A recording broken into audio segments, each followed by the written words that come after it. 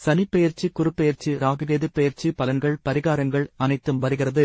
காவியா தாரா YouTube சேனலை subscribe செய்யுங்கள். Bell பட்டனை ஆல் கிளிக் பண்ணுங்கள். நாங்கள் போடும் அனைத்து வீடியோக்களும் உங்களுக்கு உடனே வந்து சேரும். பல கோவில்களின் அற்புதமான தகவல், பல அற்புதமான அதிசயங்கள் உங்களை வந்து சேரும். வீடியோக்குள் போகலாம் வாருங்கள். சனிப்பெயர்ச்சி உண்டா இல்லையா? 2025 சனிப்பெயர்ச்சி உண்டா இல்லையா? சொல்கிறேன் என்ன என்று. மிக முக்கியமான பெயர்ச்சி என்றால் சனிப்பெயர்ச்சிதான். 2.5 வருடம் உங்களை ஆளப் போகிறேன். என்னை பார்த்தாலே பயமாகத்தான் இருக்கும். சனி பகவான் என்றாலே ஈஸ்வரர் பட்டம் பெற்ற சனீஸ்வரர் பகவான் நான் யாரையும் எதையும் செய்ய மாட்டேன். நீதி நேர்மையாக இருப்பது மட்டும்தான் எனக்கு வேண்டும். என் கடமையை சரியாக செய்ய வேண்டுமென சில சமயத்தில் உங்களை நான் பிடிக்கிறேன். எவ்வளவு நாட்கள் உங்களை நான் பிடிக்கிறேனோ, உங்களை விட்டு வேறொரு ராசிக்கு போகும்போது உங்களுக்கான பலனை கண்டிப்பாக தருவேன். நீங்கள் பட்ட கஷ்டம் எல்லாம் மறைந்து போகும். உங்களுக்கு வேண்டிய எல்லாமே வந்து சேரும். கண்டிப்பாக செய்வேன். நானும் நீதி நேர்மையாகத்தான் இருப்பேன். உடனே நீங்கள் கேட்கலாம், அப்பொழுது எப்படி கிடைக்கும் என்று.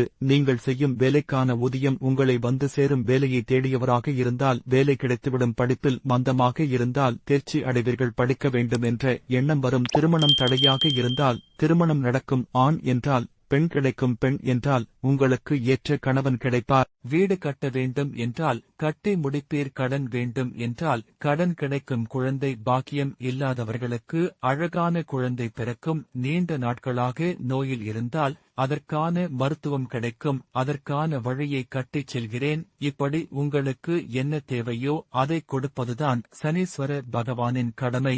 முதலில் என்னை கண்டு பயப்படாதீர்கள். நான் வாழ்நாள் முழுவதும் தான் உங்களோடு வருகிறேன். இதில் என்ன பயம் உங்களுக்கு? எல்லாருடைய ஜாதகத்திலும் தான் சனி பகவான் ஆகிய நான் எந்த இடத்திலாவது ஓரிடத்தில் இருப்பேன். அப்படி வாழ்நாள் முழுவதும் உங்களோடு இருப்பவன் நான். சனிப்பெயர்ச்சி என்றால் மட்டும் பயம், பதட்டம் என்ன ஆகுமோ?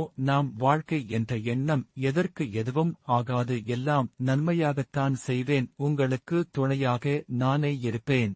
மார்ச் மாதம் 29/3/2025 திருக்கணிதத்தின்படி சனிப்பெயர்ச்சி கும்பத்தில் இருந்து மீனத்துக்கு நான் வருகிறேன். சனிப்பெயர்ச்சி உண்டு இந்த ஆண்டு. ஒவ்வொரு ராசிக்கும் ஒவ்வொரு சனியாக வருகிறேன். என்னென்ன பெயரில் வருகிறேன் என்று பார்க்கலாம். விரய சனி, லாப சனி, கர்ம சனி, பாக்கிய சனி, அஷ்டமி சனி, கண்டக சனி, ரோக சனி, பஞ்சம சனி, அர்த்த அஷ்டம சனி, சகாய சனி, பாத சனி, ஜென்ம சனி. ஒவ்வொரு ராசியையும் பார்த்துவிடலாம்.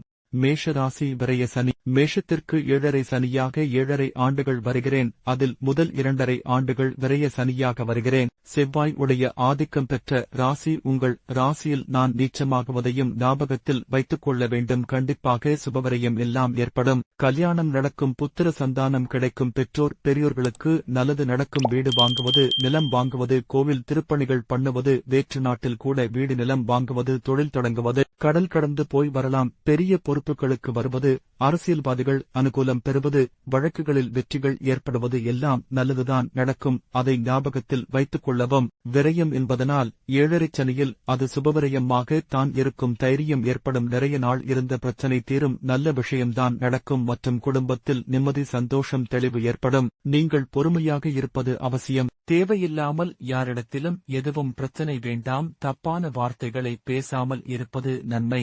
கவனம் தேவை.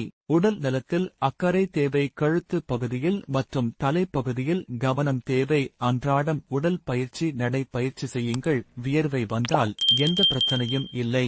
பரிகாரம்: குலதெய்வ வழிபாடு கண்டிப்பாக செய்யவும். திருவெண்காடு புதன் ஸ்தலம் சென்று வருவது நன்மையை தரும். திருவெண்காடு கோயிலுக்கு சென்று விபூதி, குங்குமம் வாங்கி வந்து தினமும் வைத்துக் கொண்டால் நன்மை ஆகும். குளத்தில் கை கால் கழுவிட்டு வருவது மிக நன்மை.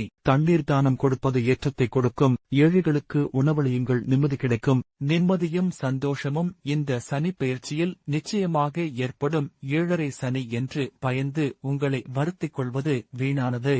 ரிஷபம். லாப சனி. பணம் வரவு அதிகமாகும். மிகச் சிறப்பான காலம். 2.5 ஆண்டு காலம். நினைத்தது எல்லாம் நடக்கும். 11ஆம் வீடு லாபஸ்தானம். வாகனங்கள் புதிதாக வாங்கும் காலம். நீங்கள் வேலை செய்யும் இடத்தில் சாதாரண பதவியில் இருப்பவர்கள் உயர் பதவி வாய்ப்பு கிடைக்கும். தனியாக தொழில் தொடங்கும் வாய்ப்பு கிடைக்கும். பழைய கடன்களை அடைப்பீர்கள். புதிதாக கடன் வாங்குவது சந்தோஷத்தை தரும். வீட்டில் சுப காரியம் உண்டாகும். வழக்கு விஷயங்கள் அனைத்தும் சாதகமாக வெற்றி அடையும். வேலை இல்லாதவர்களுக்கு புதிய வேலைகள் கிடைக்கும். உங்கள் தைக்கு மதிப்பு மரியாதை உண்டாகும். மிகப்பெரிய விருதுகள் பெறுவீர். படிக்கும் மாணவர்கள் தேர்வில் வெற்றி பெறுவீர். உங்கள் மனதை புண்படுத்தியவர்களே உங்களிடம் வந்து உதவி கேட்பார்கள். நீங்கள் உயர்ந்த இடத்தில் இருக்கும் நிலை உண்டாகும். திடீர் எதிரிகள் உண்டாகலாம். யாரையும் எளிதாக நம்பி விடாதீர்கள். தொழிலில் மிக அதிக கவனம் தேவை. யாரையும் நம்பி எந்த பொறுப்பையும் ஒப்படைக்க வேண்டாம். கவனம் தேவை. பல்லு சம்பந்தப்பட்ட பிரச்சனை, இரத்தத்தில் பரவக்கூடிய தொற்று நோய் விஷயத்தில் கவனம் தேவை. தாய் தந்தை உடல்நிலையில் அதிக கவனம் தேவை. பரிகாரம்: குலதெய்வ வழிபாடு முக்கியம். கஞ்சனூர் சுக்கிரன் கோவில் அக்னீஸ்வரரை வழிபட்டு விபூதி குங்குமம் வாங்கி கொடுத்து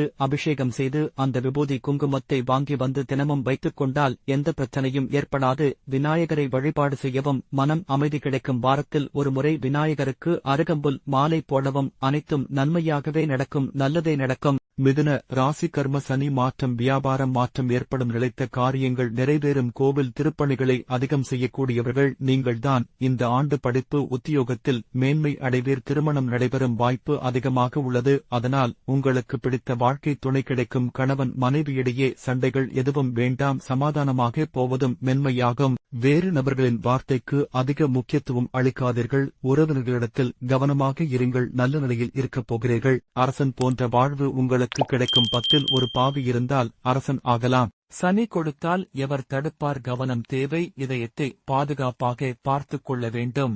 மருத்துவ பரிசோதனை செய்து கொள்ளுங்கள். இரவு நேரத்தில் தூக்கத்தை தவிர்க்காமல் இருப்பது நன்மை தரும். தோல் சம்பந்தப்பட்ட பிரச்சனை ஏற்பட வாய்ப்பு இருக்கிறது. உடல் தேகத்தை சரியாக பராமரியுங்கள். நுரையீரலில் எந்த தொற்றும் வராமல் பார்த்துக் கொள்ளுங்கள். அன்றாடம் இளநீர் எடுத்துக்கொள்வது ஒரு சிறந்த மருந்தாகும். வெந்நீர் அதிகம் குடியுங்கள். பரிகாரம்: குலதெய்வ வழிபாடு மிகச் சிறந்த ஏற்றத்தை தரும். வைரீஸ்வரர் கோவில் சென்று 100 கிராம் விபூதி 100 கிராம் குங்குமம் கோவிலில் கொடுத்து கடவுளிடம் வைத்து வாங்கி வரவும். தினமும் நீங்கள் வைத்துக் கொண்டால் சகலவித நன்மையும் வந்து சேரும். முருகன் வழிபாடு செய்வது சிறப்பாகும். திருப்பதி பெருமாள் வழிபாடு நீர்மோர் இளநீர் தானம் தருவது மிக சிறப்பாகும். நடப்பதும் நன்மைக்கே, நடக்கப் போவதும் நன்மைக்கே. வாழ்க வளமுடன். கடகம் பாக்கியசனை: உங்களுக்கு நான் பாக்கியசனியாக வருகிறேன். பாக்கியத்தை தரப்போகிறேன். திடீர் அதிர்ஷ்டம் உண்டாகும். வார்த்தையில் கவனம் தேவை. மற்றவர்கள் மனதை புண்படுத்தக்கூடாது.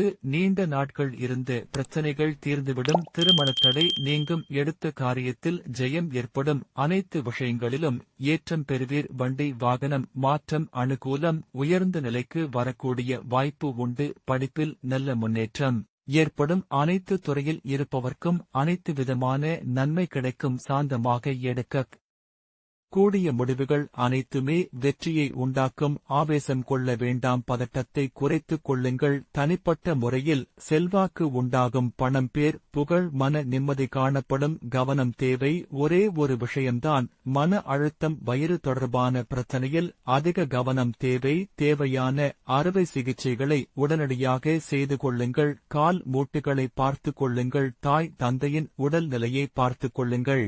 பரிகாரம்: குலதெய்வ வழிபாடு செய்து கொள்ளுங்கள். ஆலங்குடி குருஸ்தலம் சென்று ஆபத்சகாயேஸ்வரர் தரிசனம் செய்து வந்தால் நன்மை உண்டாகும். குரு பகவான் கோவில் விபூதி குங்குமம் வைத்துக் கொண்டால் பெரிய நன்மை உண்டாகும். பக்கத்தில் இருக்கும் கோவிலுக்கு சென்று அம்மனுக்கு பால் அபிஷேகம் செய்தால் மாற்றம் ஏற்படும். மற்றவர்களை நேசிக்கவும். நீங்கள் பேசும் வார்த்தைகளை கொஞ்சம் யோசிக்க வேண்டும்.